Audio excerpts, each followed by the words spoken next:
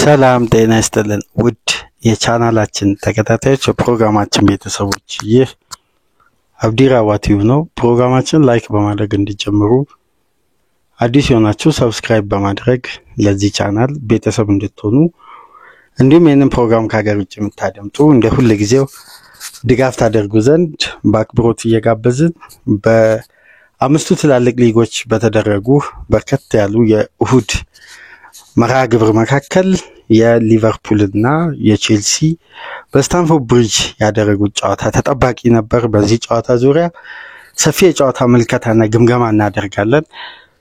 ሌሎችንም ሐሳቦች አካተን በማንቸስተር ዩናይትድ ሽንፈት እንዲሁም ሃሪኬን በፕሮፌሽናል ታሪኩ የመጀመሪያ ዋንጫውን በባየር ሙኒክ ቤት ማሳካት ችሏል። በዚህም ዙሪያ የምናነሳቸው ነጥቦች ይኖራሉ።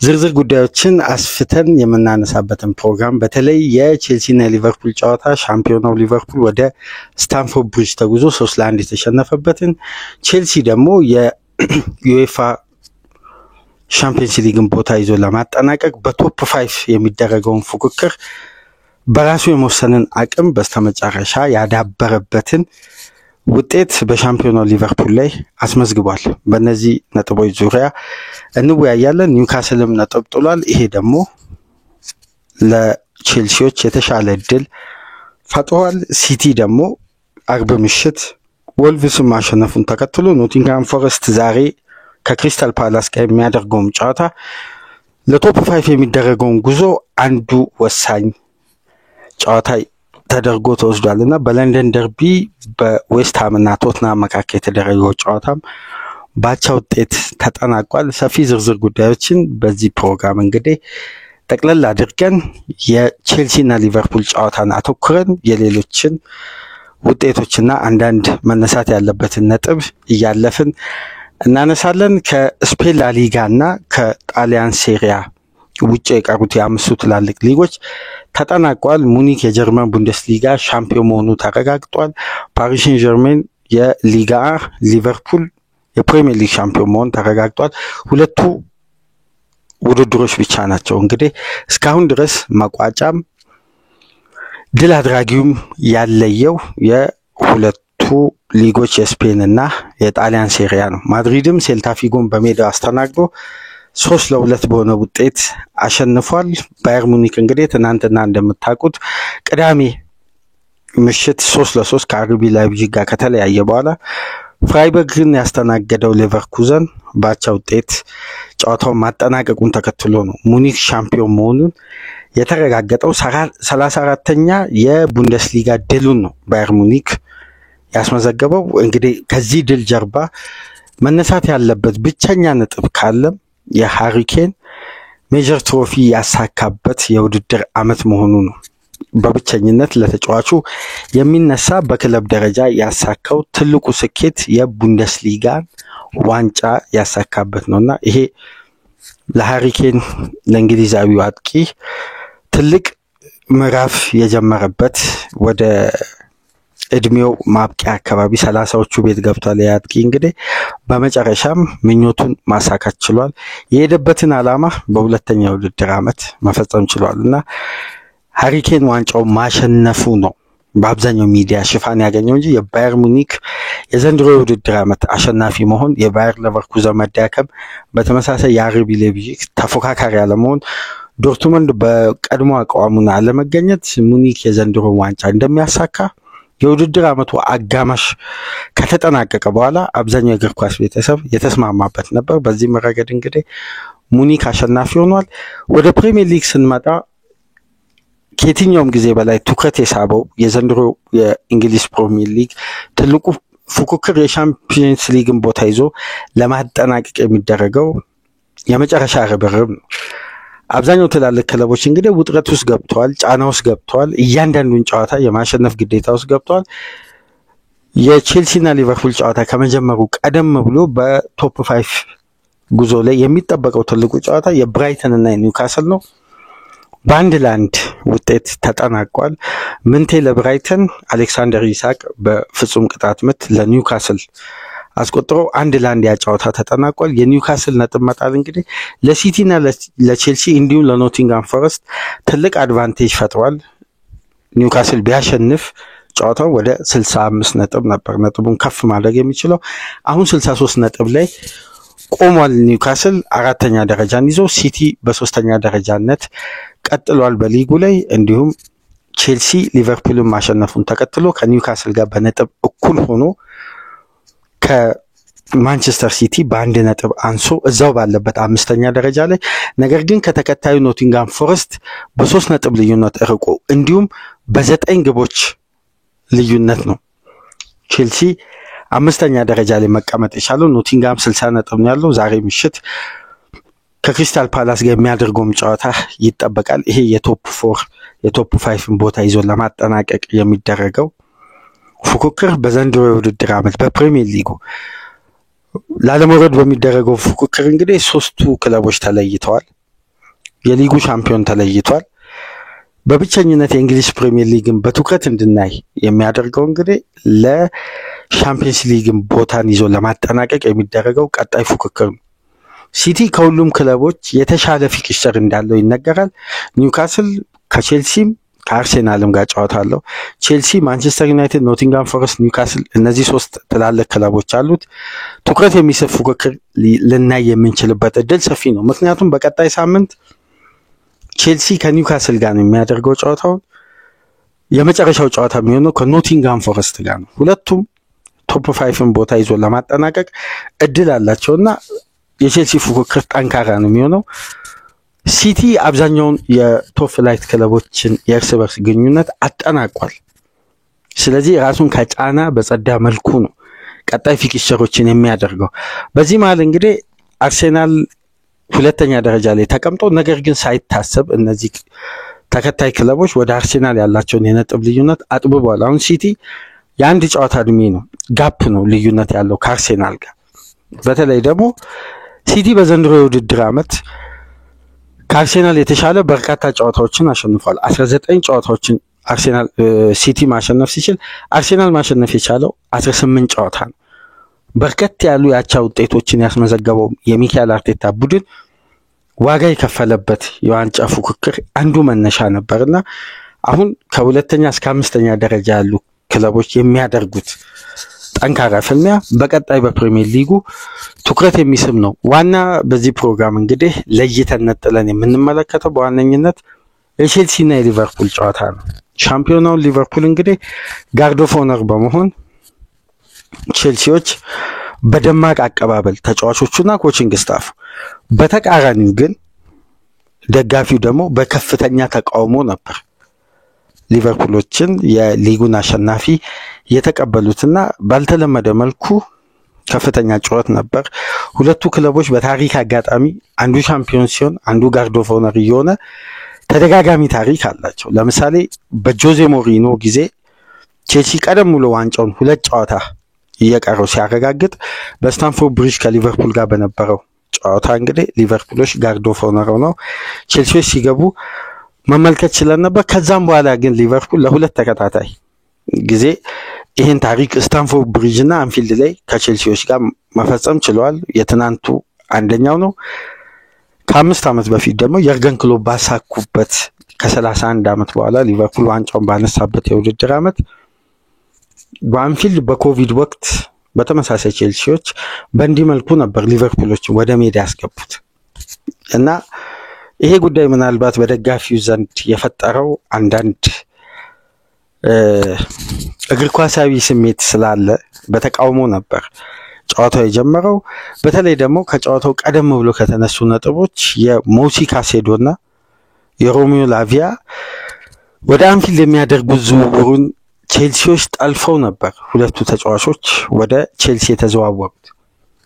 ከዛም በኋላ ሊቨርፑል ለተለያዩ ስኬቶች በቅተዋል። ለምሳሌ በተጠናቀቀው የውድድር ዓመት የካራቦ ካፕን ድል በማሳካት በዘንድሮ ደግሞ የፕሪሚየር ሊግ እነዚህ ወጣት ተጫዋቾች እንግዲህ ወደ አንፊልድ ቢመጡ እነዚህ ክብሮችን ያሳካሉ በሚል ሐሳብ ከፍተኛ የፉገራና የብሽሽቅ ስሜት ነበር በሁለቱ ክለቦች መካከልና በደጋፊዎች ዘንድ በሁለቱ ክለቦች ደጋፊዎች ዘንድ እንዲህ አይነት ተረባ ነበርና በስተመጨረሻ እንግዲህ የሊቨርፑሎች ሐሳብ ሚዛን በሚደፋ መልኩ በተለይ ሁለቱ ተጫዋቾች በዚህ ስብስብ ውስጥ ቢኖሩ ሊፈጥሩ የሚችሉት ተጽዕኖና ሊሰጡ የሚችሉትን አገልግሎት በቼልሲ ቤት ካለው ሁኔታ አንፃር ከሚያሳዩት እንቅስቃሴን ከግምት ውስጥ በማስገባት በአብዛኛው ውጤታማ ዝውውር ይሆናል የሚል ግምት አለ። ነገር ግን ተጫዋቾቹ የራሳቸውን ምርጫ መርጠው የትኛውም አይነት ቅድመ ሁኔታ የተሻለ ቢሆንም ተጫዋቾቹ ግን ምርጫቸውን ስታንፎርድ ብሪጅ አድርገው ሄደዋል። የትናንትናው ጨዋታ ግለት የጀመረው በዚህ የዝውውር ሂደት ስሜትና የሊቨርፑል በስታንፎርድ ብሪጅ ጋርድ ኦፍ ኦነር ተደርጎ መግባቱ በቼልሲ ደጋፊዎች ዘንድ የፈጠረው እግር ኳሳዊ ስሜት በእነዚህ ውጥረቶች የተደረገ ጨዋታ ነው። ቼልሲዎች እንግዲህ ጨዋታ በጀመረ ገና በ3 ደቂቃ ነው ሊቨርፑል ላይ ቀዳሚ መሆን የቻሉት። በኤንዞ ፈርናንዴዝ አማካኝነት ቼልሲዎች ግብ አስቆጠሩ። መምራት የቻሉበትን አጋጣሚ በዚህ ተጫዋች ነው እንግዲህ ቀዳሚ መሆን የቻሉት። ኤንዞ ፈርናንዴዝ በግሩም ሁኔታ በግሩም ቢልድ አፕ ነው ቼልሲዎች ያን ኳስ በሽግግር ወደ ሊቨርፑል የመጫወቻ ክልል በመግባት በተለየ ሁኔታ ፊኒሺንጉን ማጠናቀቅ የቻሉትና ቼልሲዎች ቀዳሚ መሆን በጨዋታው መሪ ያደረጋቸውን ግብ አርጀንቲናዊ አማካይ ያስቆጠረው። ቀደም ብሎ ግን በነበረው እንቅስቃሴ የፔድሮ ኔቶ ፔኔትሬሽን፣ ድሪብል፣ የባላንስ ተጫዋቾችን የመቀነስ እንዲሁም ማይነስ ያደረገበት መንገድና ፈርናንዴዝ የጠበቀበት ታይሚንግ በግሩም ሁኔታ ለግቧ መቆጠር የሁለቱ ተጫዋቾች መግባባትና የኔቶ ፓስ የማድረግ አቅም በተለየ ሁኔታ በጨዋታው ይነሳ ነበር። ሊቨርፑሎች እንግዲህ ውጤቱን ለመቀየር የተቻላቸውን ጥረት እስከ መጀመሪያው 45 እስከሚጠናቀቅ ድረስ በተደጋጋሚ ሲሞክሩ ነበር። ቼልሲ 2 የኦፍሳይድ ኳስ ተሽሮበታል። በጥሩ የማጥቃት እንቅስቃሴ የተጀመረ ነገር ግን ሊቨርፑሎች ጨዋታውን ለመቀየር በመጀመሪያ ደረጃ ከምርጥ 11 ለመጀመሪያ ጊዜ አርነ ስሎት የ5 ተጫዋቾችን ለውጥ በማድረግ ነው የጀመሩት። ኮስታስ ሲሚካስንና ጃሬል ካውንሳን በተከላካይ ስፍራ እንዲሁም ተመራጭ 3ቱን አማካዮች ቤንች በማድረግ እንዲሁም ራያን ግራቨንበርችን እረፍት በመስጠት ከስብስቡ ውጪ በማድረግ ኤሊየት ኮርቲስ ጆንሰንና ዋታሪ ኢንዶን በማሰለፍ ነው። ዋታሪ ኢንዶና ሃርቪ ኤሊየት ለመጀመሪያ ጊዜ ነው በዘንድሮ የውድድር ዓመት በፕሪሚየር ሊጉ የቋሚነትን ስፍራ ያገኙት። የ5 ተጫዋቾችን ለውጥ አድርገው ነው አርነ ስሎት በስታንፎርድ ብሪጅ ደቂቃ አላገኙ በሊቨርፑል ጠንካራና በዘንድሮ የውድድር ዓመት ሲያሳይ የነበረውን አይደንቲቲ የጨዋታ መልክ የተለያዩ እንቅስቃሴዎችን ሲያደርጉ የነበሩ የዋናው ቡድን ተጫዋቾችን በአብዛኛው ቤንች በማድረግ ለሁለተኛ ቡድን ወይም እንደ ስኳድ ለተያዙ ተጫዋቾች እድል በመስጠት ነበር ጨዋታውን የጀመሩት። በዚህም ረገድ እንግዲህ ቼልሲዎች በጨዋታው የተሻለ በተለይ ወደ ፋይናል ሰርድ ለመግባት የተለያዩ እድሎችን ክሬት ለማድረግ ከቼልሲ ደጋፊዎች ጋር ደግሞ በተደጋጋሚ ስንወያይበት ነገር ግን ይሄን ሐሳብ ለመቀበል ደፍረው አብዛኛው ቼልሲ ደጋፊ ይሄን ሐሳብ በመናነሳበት ወቅት ወይም እኔ ለብቻዬ በመሰራው ፕሮግራም ላይ የቼልሲ ትልቁ ባላንስና የቡድኑ መንሸራተት ትልቁ ምክንያት ሮሜዮ ላቪያ ነው የሚል ሐሳብ በተደጋጋሚ በተለይ በዘንድሮ የውድድር ዓመት ከ8 ሳምንት በላይ ተጫዋቹ በጉዳት በከረመበት ወቅት የቼልሲ ብቃት እንዴት እንዳሽቆለቆለ ጎን ለጎን ደግሞ የፓልመር አስተዋጽኦ በከፍተኛ ሁኔታ መውረድ የዚህ ተጫዋች ተጽዕኖ ተጫዋቹን በሜዳው ውስጥ ባለ እንቅስቃሴ እንዴት ነፃ እንደሚያወጣና አገልግሎቱ ያልተገደበ እንዲሆን ከኳስ ጋር ያለ ኳስ እንደሚያደርግ በደንብም ያረጋገጠው ጨዋታ የምሽቱ ጨዋታ በተለይ ተጋጣሚው ሊቨርፑል ሻምፒዮናው ሊቨርፑል መሆኑ አብዛኛው እግር ኳስ ቤተሰብ ያንን ጨዋታ ለመመልከት እድሉ ይኖረዋል። በዚህም ወቅት ደግሞ በሜዳው ውስጥ በሚታይም ከኳስ ውጪም በማይታይ እንቅስቃሴ ውጤታማ የነበረው ሮሜዮ ላቪያ ነው። የዚህ ተጫዋች በቼልሲ ስብስብ ውስጥ መገኘት የሚቀይራቸው በርካታ ነጥቦች እንዳሉ ያለፉት 6 የቼልሲ ውጤቶች በበቂ ሁኔታ ይነግራሉ። በተለይ በሊጉ በሜዳቸው 4 አሸንፈው 2 አቻ ወጥተዋል። ምንም አይነት ሽንፈት አላስተናገዱ። 4ቱን ጨዋታ ቼልሲዎች ሲያሸንፉ ሮሜዮ ላቪያ ሜዳ ውስጥ ነበር።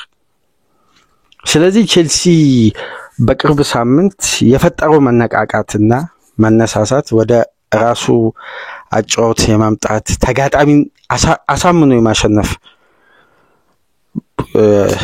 ብቃቱን እያሳየ የሚገኝበት ዋነኛ ምክንያት የዚህ ቤልጂየማዊ አማካይ ወደ ቡድኑ መመለስ ነው።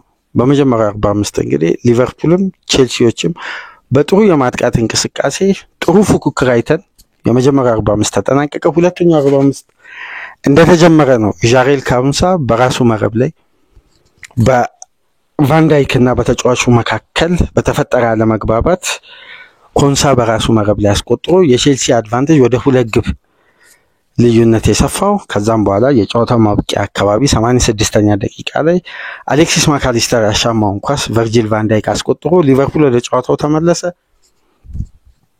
96ኛ ደቂቃ ላይ ነው እንግዲህ ሰቦዝ ላይ ለካውንሳ ወደ ኋላ ፓስ ያደረገውን ኳስ ካውንሳ ሞሲ ካሴዶ ላይ በፈጸመው ጥፋት የተገኘችውን ፍጹም ቅጣት ምት ከ18 ጨዋታ በኋላ በሁሉም ውድድሮች ከ1143 ደቂቃ በኋላ ኮል ፓልመር ኳስና መረብን ማገናኘት ቻለ። በፍጹም ቅጣት ምት አስቆጥሮ 3-1 ቼልሲ በልዩነት የምሽቱን ጨዋታ ሻምፒዮናው ሊቨርፑል ማሸነፍ ችሏልና ለኤንዞ ማሬስካ ትልቅ ጫና የቀነሰ ጨዋታ ነው። በቀጣይ ሳምንት ቼልሲ ወደ ኦልድ ትራፎርድ ነው የሚጓዘው። ከዛም በኋላ ሴንት ጄምስ ፓርክ፣ ከዛን ከኖቲንጋም ፎረስት ጋር ይቅርታ፣ በቀጣይ ሳምንት ወደ ሴንት ጄምስ ፓርክ፣ ከዛም በኋላ በስታንፎርድ ብሪጅ ማንቸስተር ዩናይትድን፣ የመጨረሻው ጨዋታ ለቼልሲ የሚሆነው ከኖቲንጋም ፎረስት ጋር በሲቲ ግራውንድ ነው ከሜዳቸው ውጪ የሚያደርጉትና እነዚህ 3 ጨዋታዎች ለኤንዞ ማሬስካ በጣም ወሳኝና ፈታኝ ጨዋታ ነው። በተለይ የቀጣይ ሳምንቱ ጨዋታ በሴንት ጄምስ ፓርክ የሚመዘገበው ውጤት አንዱ ቡድን ቢያንስ አንድ እግሩን ወደ ዩኤፋ ቻምፒየንስ ሊግ 36ቱ ቲሞች ውስጥ አንድ እግሩን ያሻገረበትን ውጤት ሊመዘገብ ይችላል። ምክንያቱም በቀሪው 2 ጨዋታዎች የሚያስመዘግቡት ውጤት 5ኛ ደረጃ ላይ ከሚቀመጠው ክለብ ጋር ያለውን የነጥብ ልዩነት የማስፋት አጋጣሚ ይፈጥራል። በዚህ ማለት እንግዲህ ተጠቃሚው ትልቁ ክለብ ማንቸስተር ሲቲ ነው። ትላልቅ ፊክቸሮችን ቀደም ብሎ ማጠናቀቁ ጠንካራ ፊክቸሮችን እሱን ሊያስጥሉ የሚችሉ ወይም አንድ ስቴፕ ክለቡ ወደ ኋላ ሊያስቀሩ የሚችሉትን ጨዋታ በአብዛኛው ማንቸስተር ሲቲዎች አጠናቀዋል።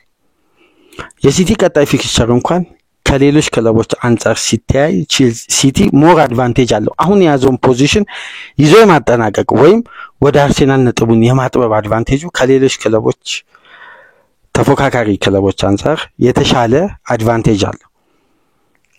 በአብዛኛው ደግሞ ስንመለከት ለኒውካስል ካሉ 3 ጨዋታዎች 2ቱ ፈታኝ ናቸው። በኤሚሬትስ አርሴናልን፣ በሜዳው ደግሞ ቼልሲ። ለቼልሲ ግን 3ቱ ፊክቸሮች ጠንካራ ናቸው። ከማንቸስተር ዩናይትድ ጋር ይታወቃል። ሁለቱም የረጅም ጊዜ ባላንጣ ናቸው። መሸናነፍ አይፈልጉም። 2ቱ አሰልጣኞች ደግሞ በአዲስ ሹመት ወደ ሊጉ የመጡ ናቸው። እንደነዚህ አይነት ሪከርዶች ደግሞ በአዳዲስ አሰልጣኞች መካከል የሚኖረውን ፍላጎትና ፉክክር ሁሌም ይታወቃል። ያን ጨዋታ ለማሸነፍ የሚደረገው ፍላጎት የክለቦቹም ያለፈው ታሪክ አሁን ላይ የሚገኙበትም ስታንዳርድ ለፉክክሩ ተጋባዥ ነው የሚሆኑት ሁለቱ። ነገር ግን ኖቲንጋም ፎረስት ጨዋታዎችን አሸንፎ ወደ ቻምፒየንስ ሊግ እግር ኳስ መመለስ ይፈልጋል። ቼልሲን በሜዳው ያስተናግዳል። በሜዳው ደግሞ የኖቲንጋም ፎረስት ፈተና በደንብ ይታወቃል። በተቃራኒው ደግሞ ወደ ሴንት ጄምስ ፓርክ ቼልሲዎች መጓዛቸው ደግሞ ወቅቱ የኒውካስል ፍላጎት አጫወት በተለይ ደግሞ በሜዳው ያለው ጠንካራ ሪከርድ ለኤንዞ ማሬስካ ቀጣይ ጨዋታዎችን በትኩረት በተለይ ከሊቨርፑል ጋር ባሳዩት አይነት ዝግጅትና የጨዋታ እንቅስቃሴ ቼልሲ በምሽቱ ጨዋታ 3 ነጥብ አስቦ እንደገባና ስተት ላለመፍጠር ክፍተቶችን ላለመፍጠር በተደራጀ የማጥቃትና የመከላከል እንቅስቃሴ ውጤታማ ሆኖ የኤንዞ ማሬስካ ቡድን ያጠናቀቀው። ገና የውድድር ዓመቱ ሲጀምር ቼልሲ ለተከታታይ 6-7 ጨዋታ በድል ሲቀጥል ይሄ ቡድን ውስጥ ካነሳናቸው ትላልቅ ጥንካሬዎች መካከል ባላንስ ኦፍ ዘ ጌም ጨዋታን ባላንስ አድርገው የሚመሩበት መንገድ፣ ለዚህ ደግሞ ተመራጩ ተጫዋች ሮሚዮ ላቪያ ነው። ስለ ሮሚዮ ላቪያ አንዳንድ በቼልሲ ቤት ስለፈጠራቸው ልዩነቶች በተወሰነ መልኩ እናንሳ። ለምሳሌ በዘንድሮ የውድድር ዓመት ቼልሲ በሜዳውም ከሜዳውም ውጪ ሮሚዮ ላቪያ ያለ በአማካይ ቡድኑ በተጋጣሚ ሚድሰርድ ላይ የመበለጥ አቅሙ 36% የቀነሰ ነው። በተቃራኒው ደግሞ የተጋጣሚ ሚድሰርድ ሰብሮ ወደ ፋይናል ሰርድ ለመግባት ከሮሚዮ ላቪያ የሚነሱ የፔኔትሬሽን ኳሶች 78.9% የተሳኩ ናቸው። ከቼልሲ የአማካይ ስፍራ ተጫዋቾች ከሁሉም ቢያንስ ላቪያ በ26.4% ይሄ ፓሶቹ ይበልጣሉ። ከነዚህ ሁሉ ፓስ ፐርሰንቴጆች ውስጥ አብዛኛውን ኳስ ደግሞ የተቀበለው ወደ 64% የሚሆኑ ፓሶችን የተቀበለው ደግሞ ፋይናል ሰርድ ኮል ፓልመር ነው። ከነዚህ ደግሞ 64%ዎች ውስጥ የኮል ፓልመር የተቀበላቸው የፋይናል ሰርድ ኳሶች ውስጥ 94% ፋይናል ሰርድ ላይ አደጋ የሚፈጥሩ እንቅስቃሴዎች ሆነው ተመዝግበዋል። ያ ማለት ሹትም ሊሆን ይችላል፣ ወደ አሲስትም ተቀይሮ ሊሆን ይችላል፣ ወደ ግብም ተቀይሮ ሊገባ ቢግ ቻንስም ሆኖ ሊመዘገብ ይችላል። ስለዚህ የቼልሲ ባላንስ ኦፍ ዘ ጌም ሊጀምር የሚችለው ወይም በፍሉዲቲ የሜዳውን አብዛኛውን ክፍል በሁለቱም ዳይሜንሽን ቼልሲ ሊያጠቃ የሚችለው ባላንስ አድርጎ ላቪያ ሲኖር ነው። ልክ አርሴናል ቤት ውስጥ የምንመለከተው አይነት ክፍተት በተመሳሳይ ማንቸስተር ዩናይትድ ቤት ምናየው ክፍተት ፓሲቭ ፓሰር የመሆን ጉዳይ ወይም ያን ኳሊቲ ሁለቱ እነዚህ ክለቦች ውስጥ የማጣት አሁን ቼልሲ ውስጥ ፓሲቭ ፓሰር ተብሎ ተነጥሎ በተናጥል ሊወጣ የሚችለው ተጫዋች ኮል ፓልመር ነው፣ ግን ፕሌይ ሜከር ለፋይናል ሰርድ የተጋጣሚ መጫወቻ ሶስተኛ የሜዳ ክፍል ላይ ሊገኝ የሚችል የክሬቲቭ አማካይ ነው። ቀጥታ ወይ ሴንትራል ሚድፊልደር አታኪንግ ሚድፊልደር የምንለው በቀጥታ ከእድልና ከማጥቃት ጋር የሚንቀሳቀስ ተጫዋች ነው። በማንቸስተር ዩናይትድ ቤት በደንብ አስተውላችሁ ከሆነ ብሩኖ ፈርናንዴዝ አማካይ ስፍራ ላይ ሲኖር ማንቸስተር በቂ የሆነ ፓሲቭ የሆኑ ፓሶችን ያገኛል። ግን ብሩኖ ፈርናንዴዝ ከዛ ኤሪያ ላይ ሲወጣ የኡጋርቴ ኳስ ዲያጎናል ነው፣ የካሴሜሮ ኳስ ዲያጎናል ነው፣ የትራንዚሽን ኳሶች አይኖሩም። አርሴናል ቤት በተመሳሳይ ጆርጂኒዮ ሲኖር በአንዳንድ ጨዋታዎች ደግሞ ፓርቴ ውስጥ የምናየው ፓሶች አሉ። ግን የናራይስ ፓሶች ልክ እንደነ ኡጋርቴ ወደ ዲያጎናል ፓስ ያዘነበለ ለዛ ኮኖ ብትመለከቱ 94-93% ፓስ አኪዩሬሲያቸው ውጤታማ። ግን የፓሱ ማፕ ብትመለከቱ ደግሞ ግራና ቀኝ ሳይድን የያዘ እንቅስቃሴ ነው የሚያደርጉት እነዚህ ፕሌይ ሜከሮች ዲፕ ላይን ፕሌይ ሜከሮች ማለት ነው። ወደ 6 ቁጥር ቦታ አዘን ብሎ የሚጫወቱ ሮሚዮ ላቪያ ለየት የሚያደርገው የፔኔትሬሽን አድቫንስድ ፓሶችን ይሄ ፓሲቭ ፓሰር የሚባል በልዩነት ሜዳ ውስጥ የተጋጣሚን ሞመንታል ፕሬሲንግን መስበር የሚችል የተጋጣሚን ሃይ ኢንቴንስ ሃይ ፕሬሸር ሃይ ተርኖቨርን ሊያስብ የሚችለው ሞመንት መቀየር የሚችል አድቫንስድ ፓሶች ማድረግ ይችላል። አሁን ትልቁ ኳሊቲ ይሄን ደግሞ ተጫዋቾች በቴክኒክ የሚያዳብሩት ወይም ባላቸው አቅም በተፈጥሯዊ ቴክኒክ የሚያመጡት ትልቅ ክህሎት ነው። ለምሳሌ ፓሪስ ሴን ጀርሜን ውስጥ ብትመለከቱ ጆአው ኔቬስም ፋቢያን ሩይዝም ቪቲኛም በዚህ ፓስ የታወቁ ናቸው። ለምሳሌ ሻምፒዮናው ሊቨርፑል ቤት ብትመለከቱ ትልቁ አቅም ያለው አሌክሲስ ማካሊስተር ላይ ይሄ ፓስ ነው። ባርሳ ውስጥ ብትመለከቱ ደግሞ የነ ፔድሪ አይነት ፓሶች ማለት ነው። አሁን ለምሳሌ የፔድሪን ፓስ ላስታውሳችሁ በተከላካይ ጀርባ ቺፕ አድርጎ ፔድሪ ያቀበለው ለራፊኛ ኳስ ራፊኛ በሄዲንግ የመለሰው ፈርናንዶ ቶሬስ ያስቆጠራት እንኳን ያችን አጋጣሚ ብትመለከቱ ያ የፓሲቭ ፓስ ክህሎት ነው አንዱ።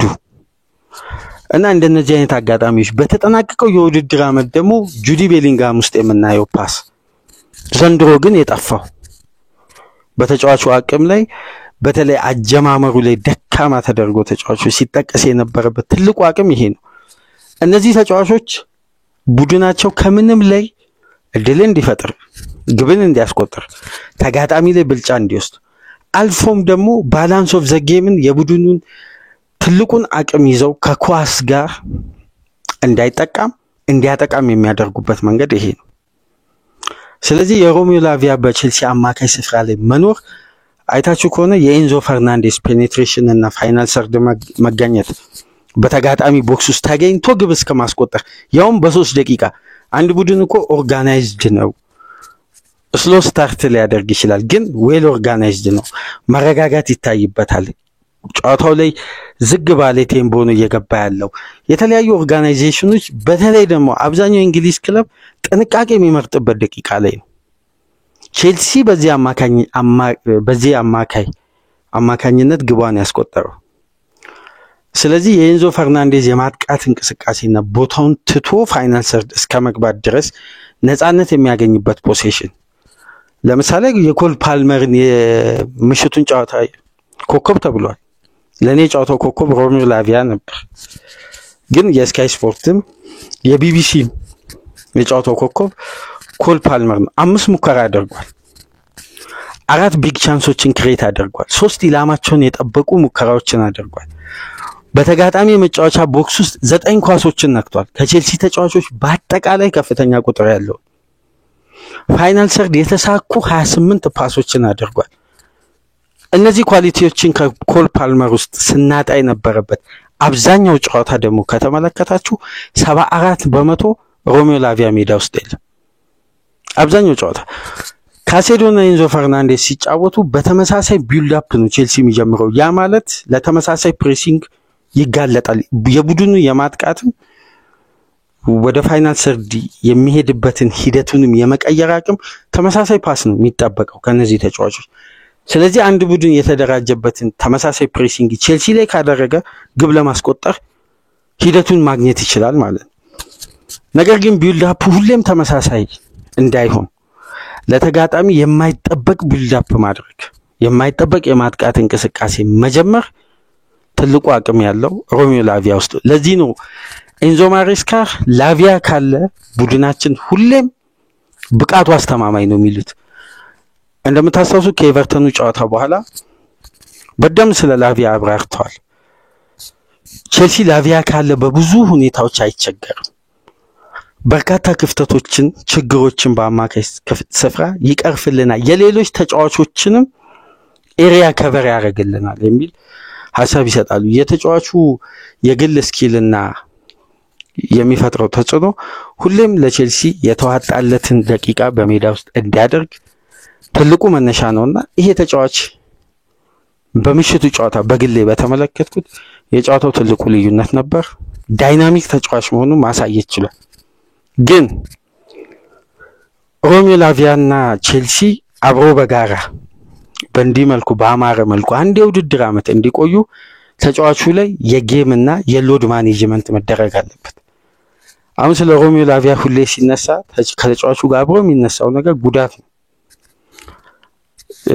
በርካታ ጥናቶች ተደርገዋል እሱም በሌላ ፕሮግራም እናነሳለን ሰፊ ስለሆነ ከቤልጂየም የሕክምና ማዕከል አንስቶ እስከ ቼልሲ የማንቸስተር ሲቲ የሕክምና ማዕከል የሳውዛምፕተን የሕክምና ማዕከል መብት ያልተገኘለት የሮሚዮ ላቪያ ህመም አለ ሎድን የመቋቋም ሰውነቱ አንደኛ የተጫዋቹ አግሬሲቭ መሆን አትሌቲክ መሆን ሜዳ ውስጥ እረፍት አልባ እንቅስቃሴ ለማድረግ እንደሚፈልግ ተጫዋች ለግጭት ለቻሌንጆች ለተለያዩ እንቅስቃሴዎች ተጋላጭ ነው በመጀመሪያ ደረጃ ፖዚሽኑም እንዲህ አይነት እንቅስቃሴን የሚፈቅድ ነገር ግን ላቪያ 90 ደቂቃ ወይም ተጫዋቹ ከ75 ደቂቃ በላይ መጫወት አይችልም ይሄ በነገራችን ላይ ተጠንቶ የተገኘ አንድ የተጫዋቹ ተፈጥሯዊ ይሄ አንዳንድ የጤንነት ክፍተቶችን ለመቋቋም የሚጓዝበት ርቀት ለአንድ የውድድር ዓመት 90 ደቂቃ ያጠናቀቀ ኮንሲስተንሲ ባለው ብቃት ለመቀጠል በጣም ይቸገራል ለምሳሌ በሳውዛምፕተን ቤት ይሄ ተጫዋች ወደ በቆየበት በውድድር ዓመት ሁሉ 32 ጨዋታ አምልጦታል ቼልሲ ቤት ዘንድሮ መጥቶ ሮሚዮ ላቪያ ያደረገው ደቂቃ 850 በአጠቃላይ ለቼልሲ ያገለገለ በዘንድሮ ውድድር ዓመት ሳይሆን ከተጠናቀቀው ከፈረመበት የውድድር ዓመት አንስቶ 850 ደቂቃዎችን ብቻ ነው ሜዳ ውስጥ የቆየው ግን በእነዚህ ደቂቃዎች ውስጥ ፍሬ ያለውን እንቅስቃሴ ወይ የሚታይ ሚናውን በአግባቡ እየተወጣ ነው። ለዛ እኮ ነው እስካሁን ድረስ ቼልሲ ቤት ሮሚዮ ላቪያ ከፈረመበት ጊዜ ጀምሮ አንድም 90 ደቂቃ አጠናቆ አያውቅም። ተቀይሮ ይወጣል በየጨዋታው። በተለይ ደግሞ የሚቀየርበትን ደቂቃ አይታችሁ ከሆነ ከ65 ደቂቃ እስከ 78 ደቂቃ ባሉት ታፋው ላይ ባለው ጫናና ህመም ምክንያት ሎድን በመቀነስ ይሄን ህመም ማስወገድ እንደሚቻል የህክምና ማዕከል ዶክተሮች እንግዲህ ሪፖርት አድርገዋል ለቼልሲ አካል ብቃት የፊትነስ አሰሪዎች። ለዛ የግድ ተጫዋቹ በዚህ ደቂቃ መውጣት አለበት። እንዲም እየወጣም ተጫዋቹ ይጎዳል። ግን ቼልሲዎች በትግስት የተጫዋቹን አገልግሎት ለመጠቀም የነ ፓልመርን ነጥሮ መውጣት ቡድኑ ስለሚፈልግ የዚህ ተጫዋች እንቅስቃሴና የኢንዞ ማሬስካ አስተሳሰብ በተመሳሳይ ሞመንት እንዲሄድ የተጫዋቹ አገልግሎት በእጅጉ ለቼልሲ ያስፈልጋልና በቀጣይ 3 ጨዋታዎች ላቪያና ፓልመር በጥሩ ሁኔታ በምሽቱ አይነት እንቅስቃሴ ተቀናጅተው ቼልሲን ወደ ትልቁ ውድድር ይመልሳሉ ተብሎ ይጠበቃል። በምሽቱ እንቅስቃሴ ደግሞ ቼልሲ ወደ ቻምፒየንስ ሊግ እግር ኳስ የማይመለስበት ምክንያት የለም። እንደ ምሽቱ ጨዋታ ቼልሲ በቀጣይ 3 ጨዋታዎች ላይ ሚንቀሳቀስ ከሆነ አስተማማኝ ብቃት ነው ያየነው በቼልሲ በኩል። ያው የሊቨርፑል የትኩረት ማነስና ሻምፒዮና መሆኑን ካረጋገጡ በኋላ የሰጡት ግምትና የፈጠሩት ሪላክስ ማድረግ እንዳለ ሆኖ ግን የቼልሲን ጥንካሬ ሳናነሳ ማለፍ አንፈልግም። በልዩነት ነበር ቼልሲዎች በመከላከሉም በማጥቃቱም በኩል የተዋጣለት ቡድን ሆኖ በምሽቱ ሻምፒዮናውን ሊቨርፑል 3-1 የኤንዞ ማሬስካ ቡድን ማሸነፍ የቻለው እዛው በ5ኛ ደረጃ ላይ ቆይቶ በ21 ንጹህ ግብ በ63 ነጥብ ከተከታዩ ኖቲንጋም ፎረስት በ3 ነጥብ ርቆ ከኒውካስል ጋር በነጥብ እኩል ሆኖ ከሲቲ በ1 ነጥብ አንሶ ከአርሴናል ደግሞ በ4 ነጥብ ዝቅ ብሎ 5ኛ ላይ መቀመጥ ችሏል። 5ኛው ነው ማጠናቀቅ ደግሞ የቻምፒየንስ ሊግን ቦታ በዘንድሮ ውድድር ዓመት ኮታው ከፍ ስላለ በቀጥታ አድቫንስ ማድረግ ይችላሉና ለኤንዞ ማሬስካ ትልቅ ውጤት በምሽቱ ጨዋታ አስመዝግቧል። ይሄ የሚያስገርም ውጤት ነው። ሻምፒዮናው ሊቨርፑል በ3-1 ያውም የአርነ ስሎት ሊቨርፑል በዘንድሮ ውድድር ዓመት 7 ጨዋታ ነው የተሸነፈው። በሁሉም ውድድሮች 7ቱንም የተሸነፈው በአንድ ግብ ልዩነት ብቻ ነው። የመጀመሪያ ቡድን ነው ቼልሲ በምሽት በ2 ግብ ልዩነት ሊቨርፑልን ያሸነፈው። ይሄ ታዲያ የቡድኑ ልዩ ጥንካሬ እዚህ ጋር መነሳት አለበትና የቼልሲ ደጋፊዎችን እንኳን ደስ አላችሁ እያልን የሰኞ ፕሮግራማችንን በዚህ አጠናቀቅን። ላይክ፣ ሼር፣ ሰብስክራይብ ማድረጋችሁን እንዳትረሱ። ከሀገር ውጭ የምትገኙ ደግሞ በሱፐር ታንክስ ድጋፍ ታደርጉ ዘንድ በአክብሮት እየጋበዝን በሌሎች ፕሮግራሞች ተመልሰን እንመጣለን። ሰላም ቆዩ።